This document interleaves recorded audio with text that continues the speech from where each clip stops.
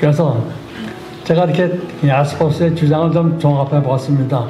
그랬더니 첫 번째로 야스퍼스는 결국 추상적 이론이 아닌 실용적 접근을 택하게 되었고요.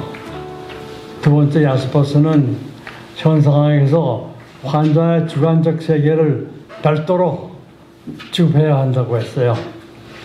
과학적 도구로 정신과 의사가 환자 내면 세계를 조사할 수 있지만 주관적 세계는 의미 있는 세계에 자리 잡고 있는 몸과는 분리해서 접근을 해야 한다고 했어요.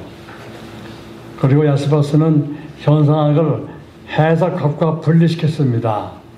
그는 의미, 정황 이러한 중요성을 믿긴 믿었지만은 정신병리 현상학은 의미에 관한 것이 아니라고 했어요.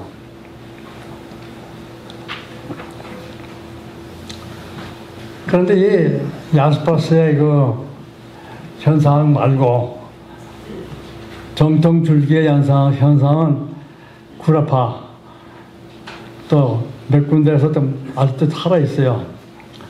구라파나 남미에서는 야스퍼스의 접근과 별도로 정신의학에서 현상학이 인간의 경험의 기술과 검증과 기본 구조를 이해하는 학문으로 아직도 떠받고 있습니다. 그래서 병리적인 인간의 경험도 현상학으로 정신질환으로 교체된 실존적 경험을 이해하는 데 도움을 주고 있습니다. 최근에는 정신과 임상에서 뇌과학이나 정신양약 그리고 정신치료에서 현상학의 지식을 인용하는 추세로 지금 가고 있습니다. 그래서 지금 현재 그들이 쫓고 있는 정신병리학을 좀 종합해 볼 거면요. 첫째로 정황을 우선시하고요. 이를 통해서 한 개인의 현실을 이해합니다. 그래서 현재 정신의학의 실체인 야스퍼스의 접근을 아주 뒤집고요. 증상을 먼저 찾는 것이 아니라 정황을 먼저 이해하자는 것이다. 즉 사회적, 문화적, 시간 가변적 그리고 신체적인 정황 이것이 우선 오지 증상이 우선이 오면 안 된다는 얘기죠. 두 번째는 환자에게 무엇이 일어나고 있는지 그 원인에 대한 설명하는 것이 아니라 환자의 이야기를 듣고 담겨있는 의미와 그 중요성을 보는 겁니다. 근데 그래서 이제 정신과는 환자 고통의 의미에 현실에 초점을 맞추는데요.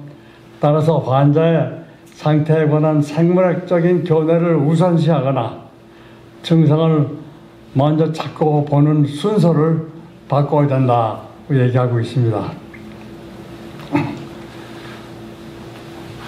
또 문제를 다른 시선과 지식으로 설명하는 그 프레임워크를 갖춰야 되는데요. 의사는 환자를 보면서 주로 유전학, 의학, 양리학 등 여러 가지 지식들을 동원하지만은 이런 지식들이 다른 분야의 지식보다 우선시하지 않고 의학 밖에 환자의 세계에 대한 이해를 중심으로 움직여야 된다. 진단 과정에서 환자의 입을 다물게 하지 않고 수동적인 자세를 벗어나서 능동적인 자세로 참여하게 한다. 즉 의학 분야가 아닌 다른 분야로 보는 전망에도 열려 있어야 됩니다. 그 다음은 야스퍼스의 정적 현상학은 잘못된 것이다. 시간성이 문제다. 고통받는 환자의 심적인 세계는 과거의 경험과 미래의 가능성과 밀접하게 관련되어 있고 환자가 절대로 어떤 증상으로 고정되어 있는 것이 아니다. 즉 환자의 세계는 가변적이고 움직인다. 그리고 또 하나는 현재 우리 지금 사는 이 세상에는 지금 정신건강 서비스들이 많이 있는데 이 정신건강 서비스의 역사는 인간의 고통을 사회가 어떻게 도와주기를 바라는가에 따라서 발달되었습니다.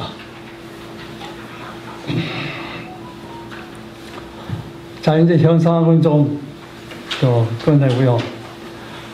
정신 분석에서도요, 사실 지금 잘들 공부 안 하지만은 우리가 훈련받을 적에는 전적으로 그 조현병에 대해서, 특히 조현병에 대해서 정신 분석학적 이론들을 많이 썼습니다. 그걸 좀 몇 개 소개해 드릴게요.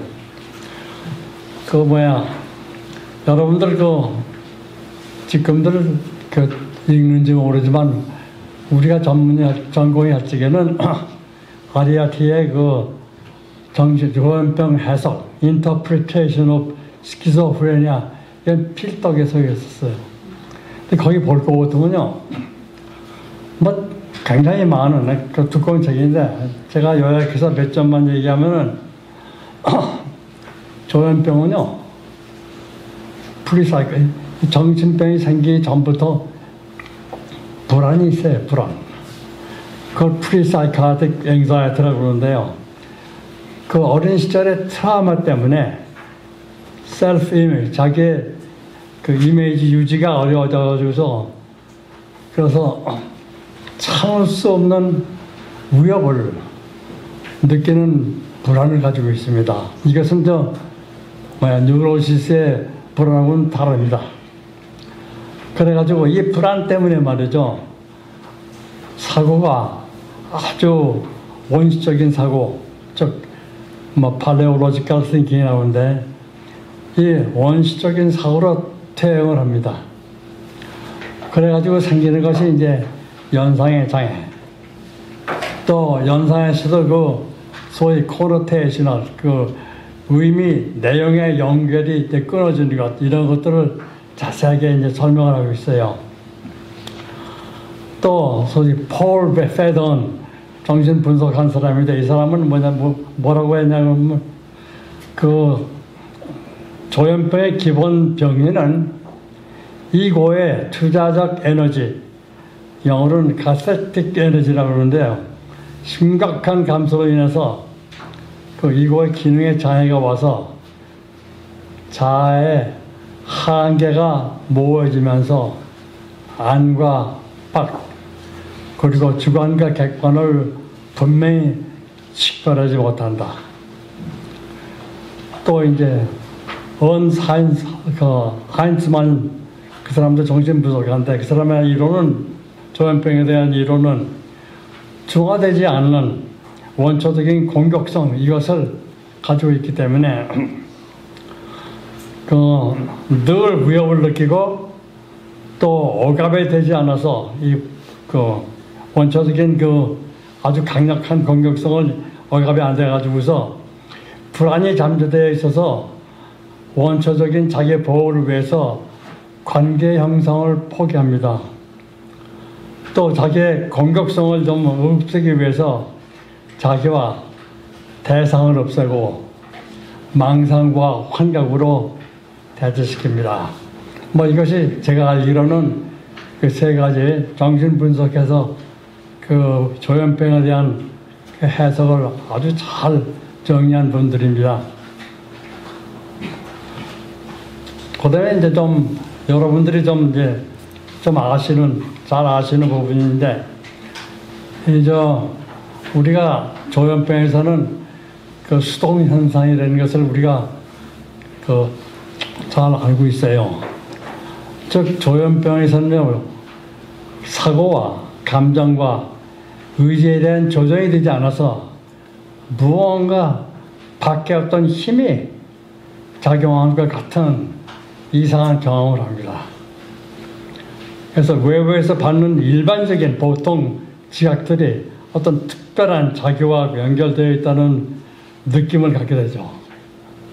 전철 안에서 많은 사람들이 신문을 보고 있는데 한 사람이 핸드폰을 가지고서 문자를 찍고 있으면 아, 저 문자가 혹시 누구에게 나에 관한 것을 보고하고 있지 않나, 이런 감이 듭니다. 또 내가 무언가로부터 영향을 받고 있고 감시받고 있다는 감이 들고, 또 초음파, 무슨 자력 같은 보이지 않는 물리적인 힘이 자기를 조종하고 있다는 것을, 그런 느낌을 갖습니다. 또 남들이 나를 쳐다보거나 피하는 이유는 내가 색다른 존재이기 때문에 그렇다, 이런 생각을 하게 돼요.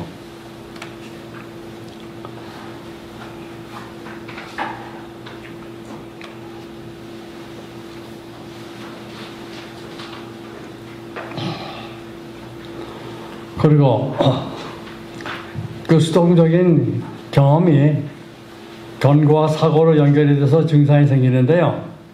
자신과 외부와의 한계의 혼란으로 주관과 객관이 식별이 어려워지고 사고 내용도 이 통합이 어려워서 생각들이 단편적이고 미분화된 상태로 시간이 가면서 이런 혼란을 처리하기 위해서 정신병적인 소위 그 인사이트, 병식을 갖게 됩니다.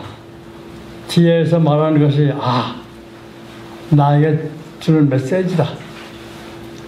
완전히 노출된 느낌이 드는 것을 남들이 나와 내가 생각하는 것을 알고 있기 때문이다. 정보기관에서 나를 감시하니까 내가 이렇게 막연한 위험을 느낀다. 또 외계 어떤 세력이 분명 나를 조종하고 있어서 이렇게 조종당하고 있다는 기분이 든다. 그리고 나는 세상을 구원할 그런 사명을 가진 사람이다. 그래서 나를 이렇게 쳐다보는 사람들이 나에게 관심을 둔다. 뭐 이런 생각이죠.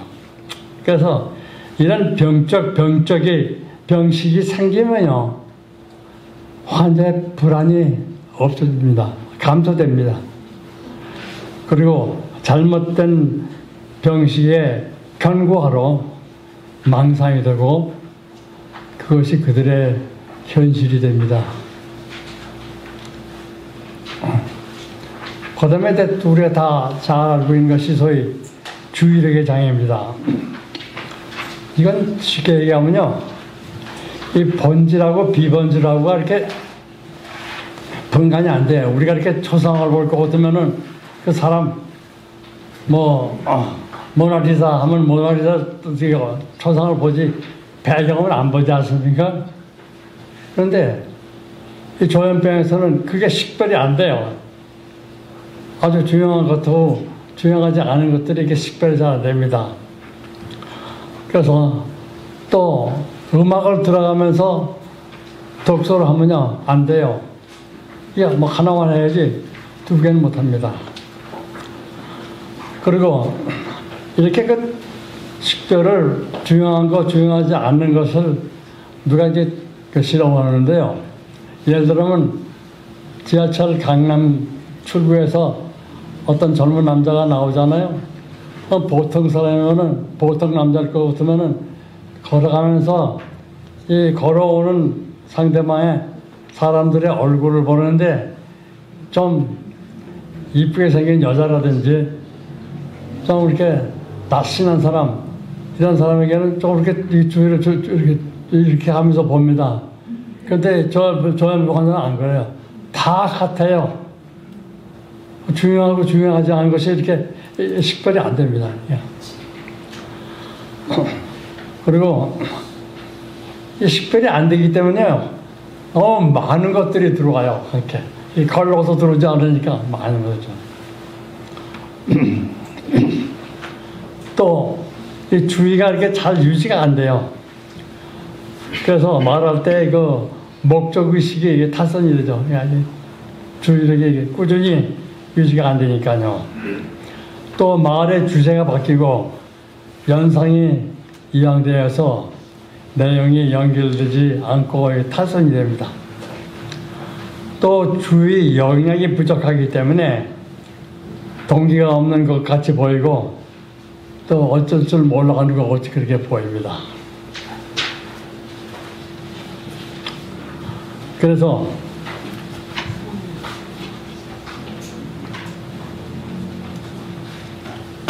정신분석에서는 조현병 환자가 발병할 때 그들의 경험을 이렇게 이해합니다.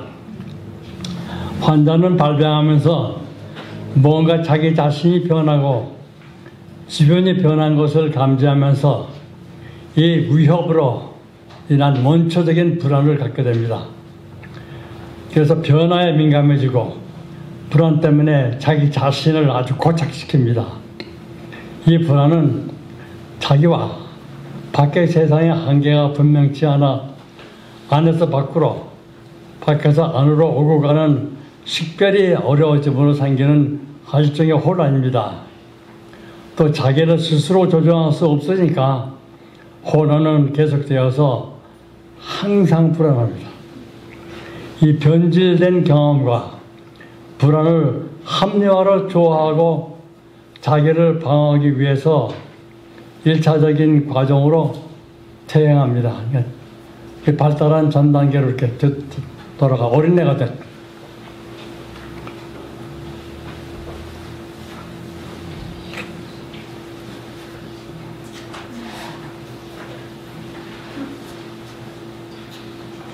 그 다음에 발병하면서 환자는 이 불안을 정하고 보호하는 능력이 없어지니까 자기 중심을 잃고 자기 중심 체계로 퇴행을 합니다.